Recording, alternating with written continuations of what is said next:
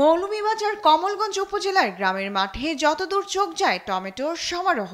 সারি সারি বাঁশের খুঁটির সাথে ঝুলছে টকটকে টমেটো। উচ্চ ফলনশীল জাতের টমেটো খেতে বেশ সুস্বাদু হওয়ায় বাজারে এর ব্যাপক চাহিদা, দামও বেশ ভালো।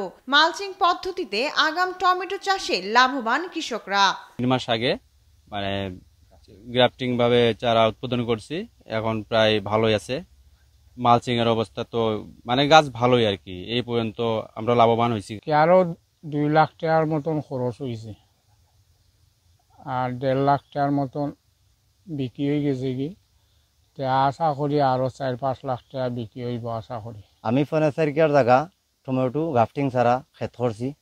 এখন প্রতি কি আরো মনে করেন খরচ দিয়া 2.5 থেকে 3 লক্ষ টাকা পাইমু, এটা আমি আশাবাদী। আগাম টমেটো এখন উপজেলায় টমেটো ব্র্যান্ড হিসেবে পরিচিতি পেয়েছে। কৃষকদের সকল ধরনের সহযোগিতার পাশাপাশি উৎসাহ দিয়ে যাচ্ছে কৃষি বিভাগ বলে জানালেন উপজেলা নির্বাহী অফিসার।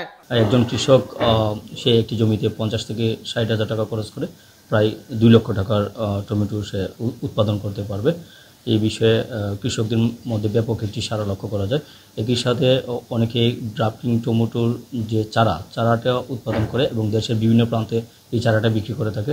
কৃষি বিভাগ বলছে নিয়মিত পরামর্শ ও আধুনিক চাষ পদ্ধতির কারণে মৌলভীবাজারের কৃষকেরা এখন লাভজনক ফসলে আগ্রহী হয়ে উঠছেন। আগাম টমেটো চাষের কৃষকদের আমরা প্রতিনিয়ত পরামর্শ দিয়ে যাচ্ছি, প্রশিক্ষণ দিয়ে যাচ্ছি এবং বিভিন্নভাবে কারিগরি সহযোগিতা করে যাচ্ছি।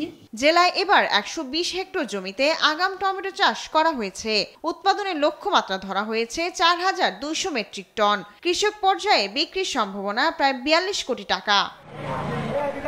শায়লা খান, নিউজ ডেস্ক, দেশ টিভি।